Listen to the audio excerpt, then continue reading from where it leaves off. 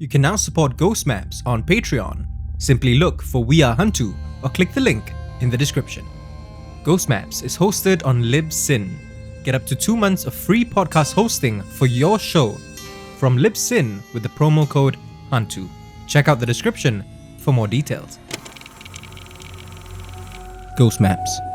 Entry 73. New Manila, Philippines. Mark is an app developer. Tonight, at this Katib coffee shop, he's sharing with me stories about his hometown of New Manila in the Philippines. After he told me about an incident that happened to him, his sister, and his cousins when they were kids, however, he seemed to get just a little choked up. I know that my grandmother was a frightening woman to a lot of people, he says. From what he told me earlier, Mark's grandmother certainly scared her son-in-laws, but Mark never said why exactly. He adds with a wistful smile that his grandmother doted on her grandchildren though. She always wanted to keep her family close, he says. It's why her 3 daughters lived in homes on her compound along Broadway Avenue. Holding on that tightly though, it was inevitably going to make it harder when someone wanted to break away.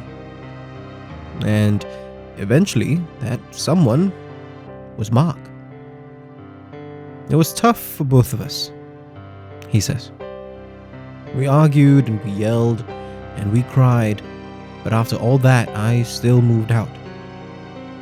Mark pauses for a moment, which allows me to interject and ask him to start this story from the beginning.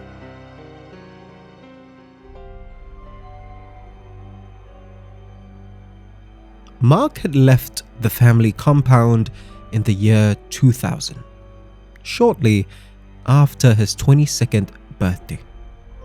By 2005, he had not only made a name for himself in the tech world, but was happily married.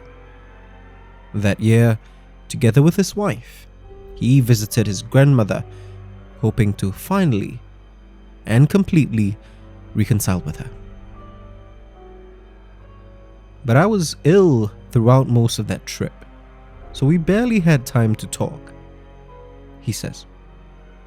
They were civil to each other, certainly, and his grandmother even got along with his wife. But there was no reconciliation, not in any meaningful way that Mark had hoped. It was nice to be back in the compound though, he says. The whole place still smelled like her perfume. Jasmine and something else I could never figure out. Soon, he had to leave again and went back to traveling around the world. As the years passed, Mark grew busier and busier.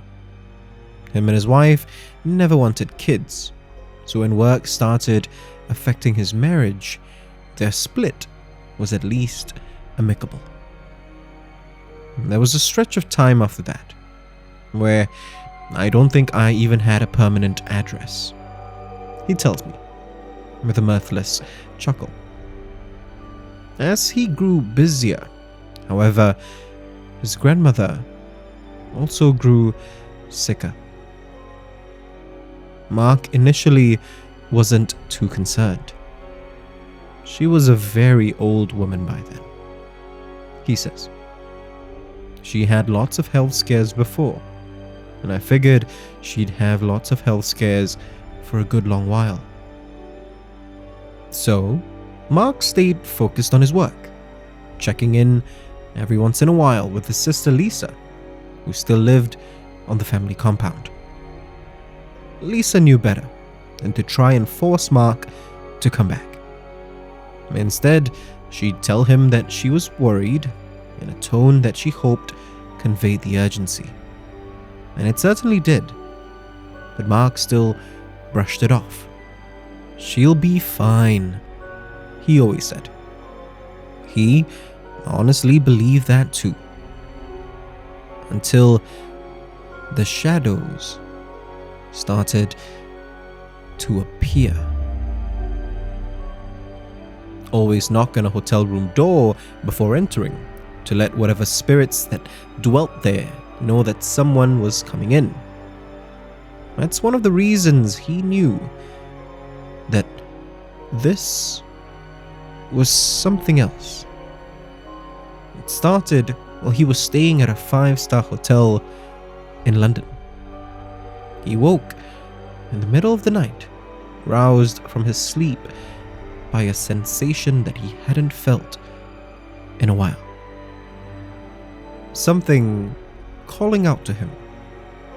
Neither evil or good, just a feeling. He opened his eyes, and for a moment, he could have sworn he saw a shadow of a person in the corner of his room. Mark immediately rolled over and switched on the light by his bedside. Nothing. No shadowy figure. After what happened to me as a kid, you can understand why I was jumpy, right? He says.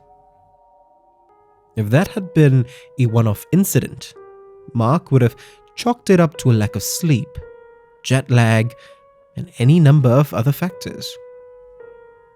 But a few weeks later, however, in a hotel in New York, it happened again. Just like before. As soon as he flipped on the lights, the shadow was gone. Months passed by after with no incident. But then again, in Kuala Lumpur, he saw it. This time, as he turned the lights on, the shadow didn't vanish immediately. It took just a moment longer to disappear, Mark says. And it was getting closer. By December that year, Mark was a nervous wreck. He knew that the shadow was an ill omen of some kind or a warning, but he wasn't sure of what. It was while staying at a hotel in the Marina Bay area of Singapore, actually, that it finally clicked for him. He woke that night with that same sensation, the same feeling that something was calling out to him. He looked around his room, almost numb now to the appearance of the shadow.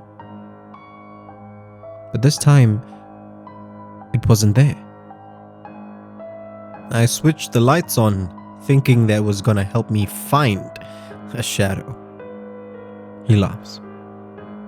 Confused, Mark still looked around the room, trying to figure out what was happening. It was because he was so confused that he didn't notice it at first. A scent of jasmine and something else that he just couldn't place. In all my years of traveling, I've never come across a scent quite like my grandmother's perfume, Mark says, his voice shaking, tears welling up in his eyes.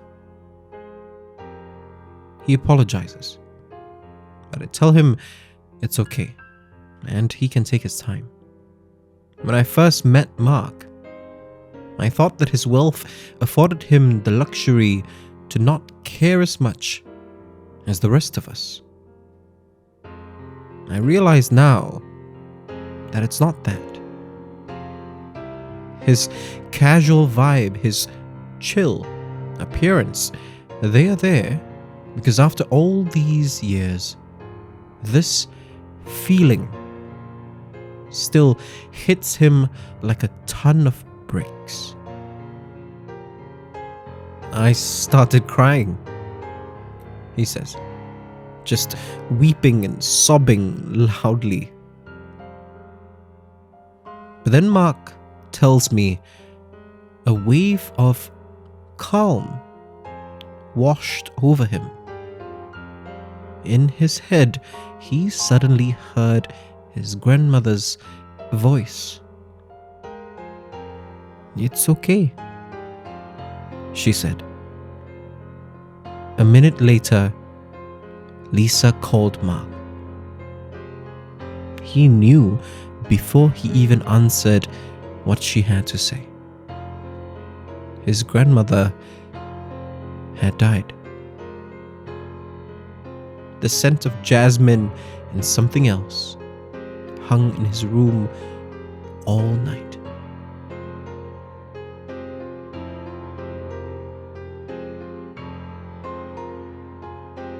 Mark tells me that he needs to head off. Got an early morning meeting tomorrow with a company that wants to buy my new app, he says. I thank him for sharing his stories with me, and he does something that few people do in my line of work. He thanks me back. If you want to discover more of Southeast Asia's other side, subscribe now and follow us on social media. You can also be one of our supporters on Patreon. Look for We Are HANTU or click the links in the description.